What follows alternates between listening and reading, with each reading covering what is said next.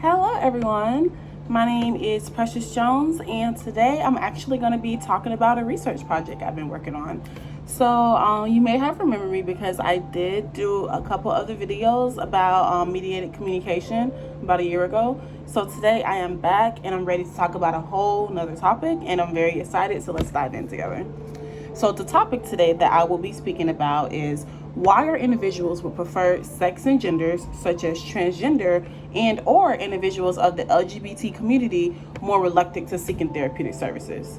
So I know this is a pretty loaded topic, right? Everybody may have their different opinions about why they may not seek therapeutic services, why they do seek therapeutic services, but they don't come back for further therapeutic sessions. So let's go right into it. So this topic is very important to me because I do have a career aspiration to become a licensed therapist. So prior to me wanting to become a licensed therapist, cultural competency is very important. So learning how to competently respond to patients and learning how to competently think about things that you say to certain clients, things that are unique to certain clients. Certain clients of preferred sex and genders, or certain clients of a preferred race or ethnicity. Those are things that are very important when you're diving into this field. So this is why I chose this topic, and I hope you learned something today, and I hope that this can start a dialogue for conversation. So I have taken many psychology courses that have talked about cultural competence and self-serving biases. However, I will admit I have not had classes that talked about what are the unique ways that clinicians should help members of the LGBT community. Due to members of the LGBT community being more reluctant to come to services, and at that, more reluctant to coming back for a second service, those are things that are very important. So I want to talk about 3 things today. The first thing I want to talk about is the importance of understanding the religious myth. Religion is not something that you oftentimes choose. Everybody knows. I mean, I grew up in a Christian household. A lot of times everybody grows up in the household of religion where your parents tell you to interact with. So if you're Judaism, if you're Buddhist, if you're Christian, if you're Catholic, it's most times because that's what you were raised up to be. However, you can make your own decisions soon.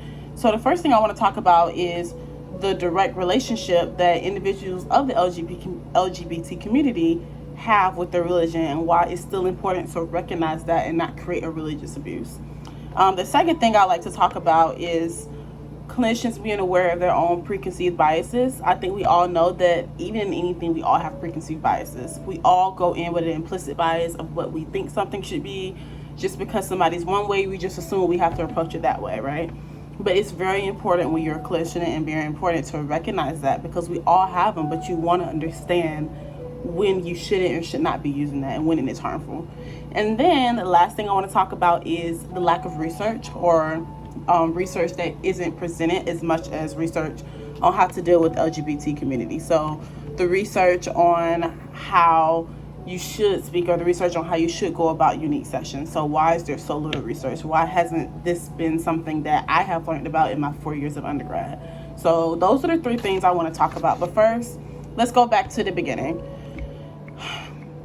It's imperative to learn that in order to become a clinician, you have to be aware of the biases. You have to be aware of things that you do preconceive to be right or wrong.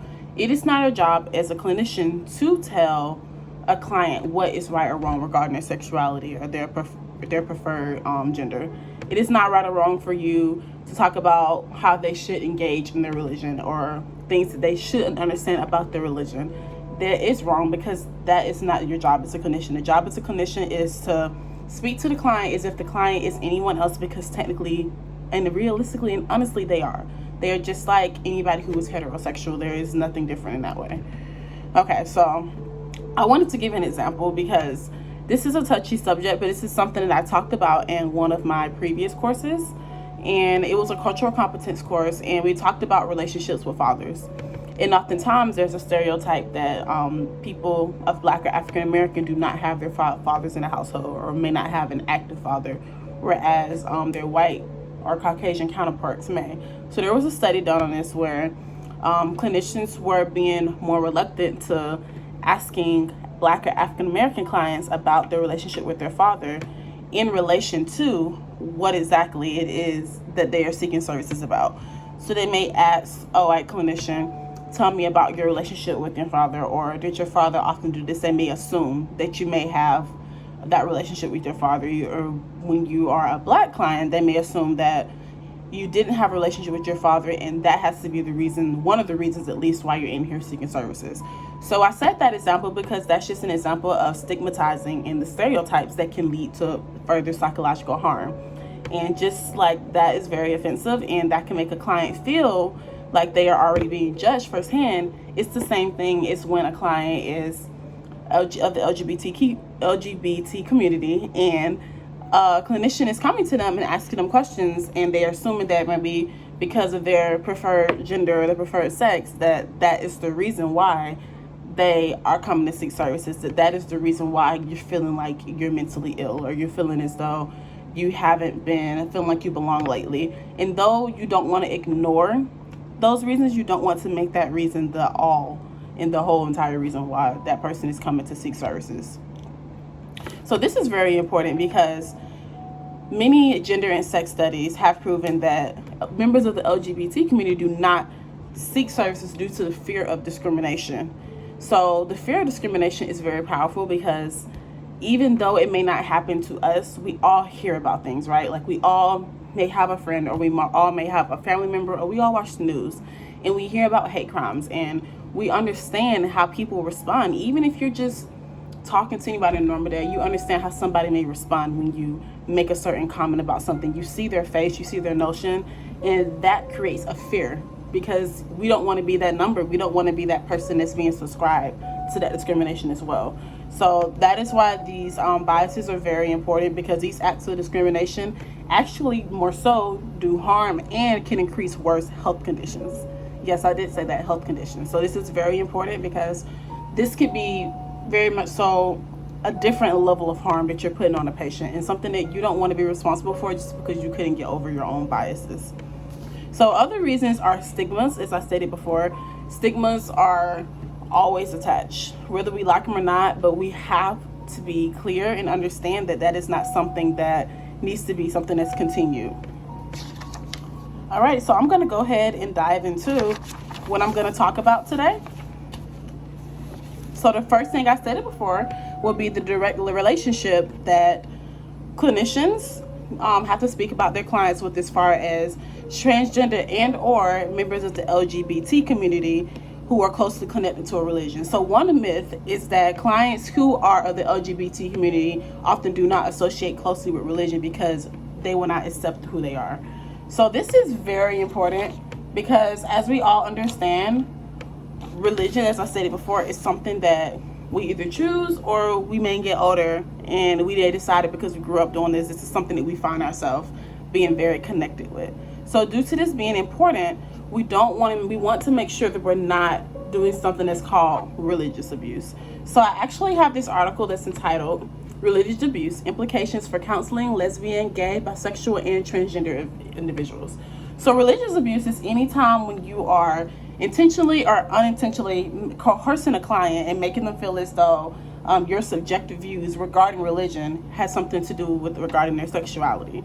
So I actually read this book last semester, and it was called The God Box. And the book was about a boy who was struggling with his sexuality. However, he grew up in a very strict Christian household, and his family was very narrow-sighted on how they saw love and how they saw a relationship and how they saw a man and a woman, and just the typical things that you may read about in the Bible. But he was aware of it, and he felt that due to him being confused about his sexuality, that he wasn't actually a Christian, and that he was questioning his own faith and questioning everything that he had been praying about and everything that he had believed in, until he learned that God loves him because he loves him for who he is, not because of the rules or the commandments that the Bible is telling him to follow. So as a clinician, we all know that we're going to have, well, I'm speaking to myself as a future clinician, but you're going to have religions that you already believe in, right? So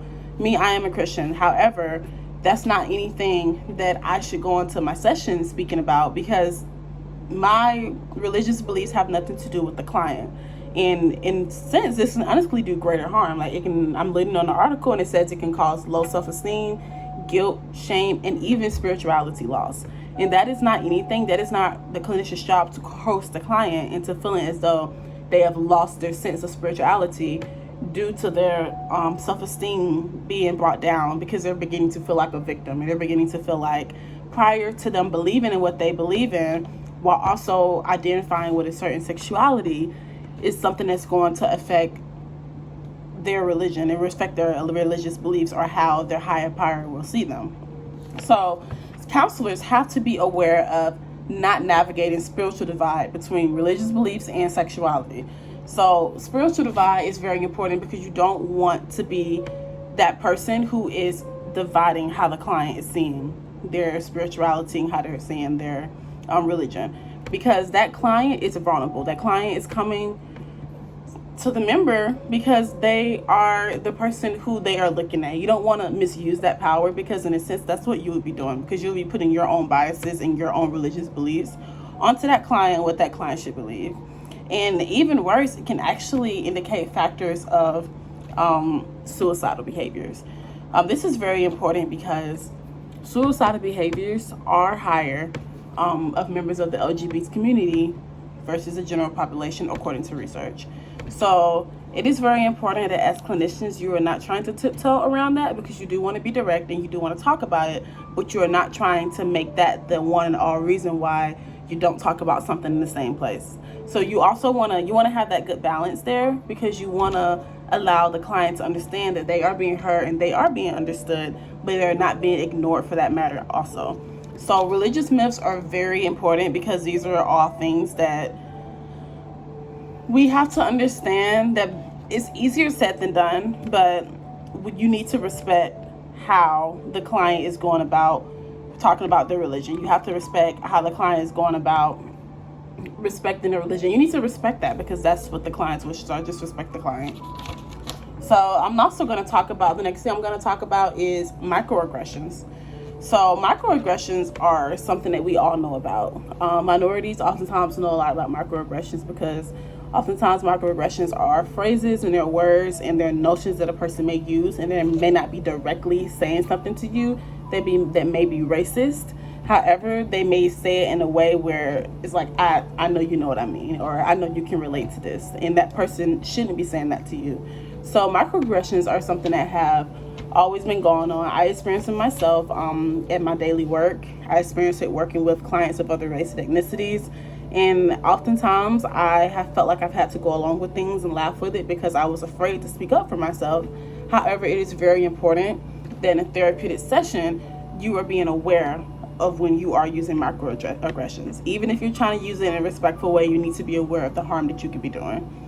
So I'm actually looking at this other article. Let me tell you the name of it. I really enjoyed reading this article. And it was called Microaggressions Towards Lesbian Transgender Women, Bias Information Gathering when Working Along Gender and Sexual Minorities.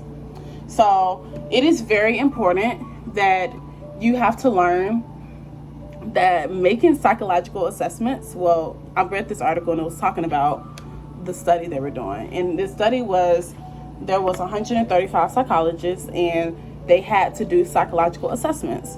And they had to do 25 cisgender men and 110 cisgender women. So when they were doing these psychological assessments, they also came and looked at their results, and they realized that the people who were transgender and the people who did not assign with their birth were the people who did get different clinical evaluations. So they were not getting relevant questions that were asked to them, because all the questions were based around them being lesbian or transgender, and the questions weren't based around just relevant general questions. So the clients were able to look back to the study, and they were able to realize that they were not actually giving them a well-rounded psych evaluation, because they were asking questions that were based upon them being lesbian or transgender, and they were connecting those questions with what they were coming in to get help on. So those microaggressions actually led to further harm, because the clients actually had hesitation about coming back for further assessment, coming back for further therapeutic services, because all of the questions were based around their sexuality. And if they weren't outright they all had some connotation that was based around it, rather than just being asked in general questions that the people who did not identify with being transgender or of the LGBT community had to. So when I read that, that was very important to me, because it's just, you learn that even though these things, these microaggressions can start as just a simple microaggression, there are often things that we don't realize that we're saying, and things that we don't realize that we're implicing inside of a client's knowledge. So those are things that were very important to me when I learned about that. So that was something I wanted to talk about, something that was very dear as far as talking about microaggressions. So now I'm going to move on to my third top client. And my third topic is how clinicians face their own preconceived biases when helping LGBT communities. So it's very important, because oftentimes people do not realize how their own preconceived biases are actually affecting a client. So oftentimes we think that just because a client is stating that I'm sorry, I had to get my papers together. So oftentimes, just because a client is stating that they may not want to come back to therapy, or they're stating that they do not feel that they are comfortable, like I said it before, it's always related back to their gender, or related back to issues along how they felt like they could connect, or how they felt like they couldn't connect in society, or how they feel like they weren't accepted. So the text that I read was entitled Gender Issues in Counseling. So the key thing that I learned was the questions around developmental and sexual orientation that were asked in the sessions. And the key assumptions that a lot of clinicians made that should never be made were traditional gender roles. So traditional gender roles are something that, Traditional gender roles are something that has always been very controversial. As a female or male, oftentimes there are certain gender roles that we do associate ourselves with. So for instance, women are often told that you're supposed to be homemakers. You are supposed to make the home, and you're supposed to, provide for the children, and you want to be submissive in a way to the husband. The man is always told that he has the pressure of being the breadwinner. He has the pressure of being the person that needs to provide for the household. Although these are things that are happening in a lot of households, this should not be recognized as the only connection that could be made when you are having counseling sessions for certain genders, because you're not always aware of what is going on in that household or what that person is practicing. So recognizing the connection between internal and external worlds of men and women is very important, because it's not just what's happening externally and what you see externally. You need to go actually think about within and what's happening internally, and how that person is responding to internally, how they choose to be within their household, and how they choose to see what a traditional gender role is for them. So this was very important, because traditionally this used to be based on idealistic, uncomplicated visions. So in the article, they used the phrase uncomplicated visions because they talked about how clinicians will oftentimes focus on gender similarities, and rather than focusing on the emphasize unique differences.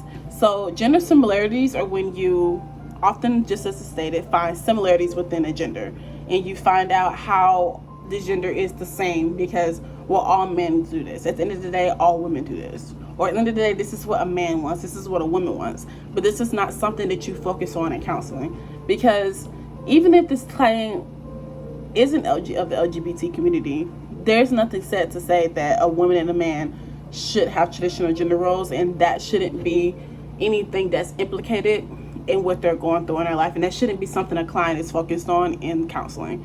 These are often gender issues and things that clients focus on, that clients struggle with speaking about with their clinicians, because they do not want to be judged on these preconceived biases on how they should be going about their traditional gender roles in their own home. So I thought that was very important when I read that article, because that was something that I learned that was very important, because I myself don't follow the implication of gender roles, because I believe that I should do what I'm comfortable with based on me, and based on what I believe, and based on things that have been instilled in me, not based on things that society is expecting me to do. So I thought that was just very important in speaking about the gender differences, because we all should be recognized, not based on our uncomplicated vision, but based on our unique differences. And the final thing I would like to talk about today is the lack of research that's provided for clinicians to provide services for members of the LGBT community. So as we all know, as I stated before, I have had many classes speaking about cultural competency, multicultural classes talking about how you speak with clients of African American content, how you speak with white clinicians, how you speak with clients of Indian, Hispanic, Latina. So I've had a lot of classes that have talked about that. However, I have not learned about classes where you talk about how you do help those of the LGBT community as a clinician, or not even just in a therapeutic setting. How do you help them, period, just as a mental health provider? So this was something that was very important to me. And it also, I got this information from the text, Sexual and Gender Minority Health. We know and what needs to be, what we know and what needs to be done. So I found this to be very important because there were a lot of controversial things in this article. So the first thing I want to talk about, that the APA accredited did, after the 1970s, recognize that homosexuality was not a psychiatric illness in them. So this was very important because homosexuality used to be considered a psychiatric illness before the 1970s. And that is something I have talked about in a few classes, I believe, a few semesters ago. And now, of course, that is not the case anymore. That it's not considered a psychiatric illness. That is not a diagnosis that can be given to a client. So, however, it was very interesting for me to learn that the unique care and needs of the LGBT minorities constituted after the recognition of the AIDS epidemic. So this was believed to be a sexual behavior and major health condition, because it was something that people were learning was becoming a huge phenomenon at that time, the AIDS epidemic, and having safe sex. And it wasn't something that was talked about, because even in schools, nobody was talking about having safe sex. Even with people who are of the LGBT community, you will only talk about it when it was between a man and a woman. So this was very imperative, because due to this being something that was left under the rug so much, it was something that people were honestly just forced. They were forced to start researching, and they were forced to start talking about it. This is something that was a little saddening, because you don't want to feel as though an epidemic is something that has to lead to a person, or not even a person, a community beginning to research and take serious the importance of sexual minority health. However, this is something that actually did implicate this happening. So society actually internalized homophobia and how that affected the appropriate care in mental distress. So society and those who were doing this research understood that the effects of people not internalizing that people are going to be of a different sex or of a different gender assigned, or that people are going to be associating with somebody who may be transgender, or somebody who has sexual feelings of the same sex. They actually recognized that this was a different appropriate care that they needed, and this was something that was causing mental distress, because the LGBT community was not feeling as though they were comfortable to talk to people about certain struggles that they were having. So I learned that this was not just about the AIDS epidemic, that learning that it was actually about heterosexual minorities, because they talked about the struggle with things such as tobacco use or body image concerns. So due to this being something that became a bigger issue as well, it also linked back to talking about how this is not just something that is bothering the heterosexual community. This is something that is affecting all these communities. And rather than us just putting the research only on heterosexuals, we should focus on same sex as well, and talk about how that is actually contributing to why we need to talk about minority health and minority sex and health. So it has been, according to research, the reason that it has taken a while for this research to be something that has been open to the public is because it has been sensitive to historical stigmatization. Sorry, I almost messed that word up. It's sensitive to historical stigmatization. So it has been something that has been historically painful for people to speak about. It has something that has been historically there has been an increase in diversity in the way people were talking about how you help those in the LGBT community. However, that is no excuse to why this hasn't been something that has been talked about, and there's no excuse to why the research has been so limited. So due to society recognizing the stigmatizations, there were actually groups that talked about the importance of how increasing the diversity in the U.S. has actually opened the doors for a greater understanding of the LGBT's identity and needs. So people were actually very concerned, and they found out that increasing diversity, increasing, even investing in jobs and workplaces, even that's the way you talk about things in school, opening up people's minds to that and not attributing those preconceived biases actually help open up the conversation, and actually has yielded for more research to come out over the years. So I found that very interesting, because it is very important that you learn these things. As a future clinician, I want to be able to learn, what am I researching? I want to learn what research am I getting, and how is this actually giving me a holistic view of what it is that I need to be learning. So this was very important and dear to me, and I hope that you enjoyed talking about this with me today. I'm actually going to put all of my citations and references in the link below, so that way that you can go back and you can read and you can see anything that I talked about, and you can, diversify and look for it yourself. And I'm very eager to discuss that. This is something that's very dear to me as well, because the importance is allowing members of the LGBT community to understand that seeking therapeutic services is everyone's right. It is recognized that preconceived biases need to be something that is not heavily focused on, as well as religious myths need to be something that is not something that is contributing to how a client feels that they can talk about their religion. And finally, the research that is being done. And these are all things that are recognized. These are all things that, as a future clinician, I would like to enact into my services as well. So thank you very much for coming and speaking with me today, or for listening to me today. And yeah, hope to see you guys next time. Thank you.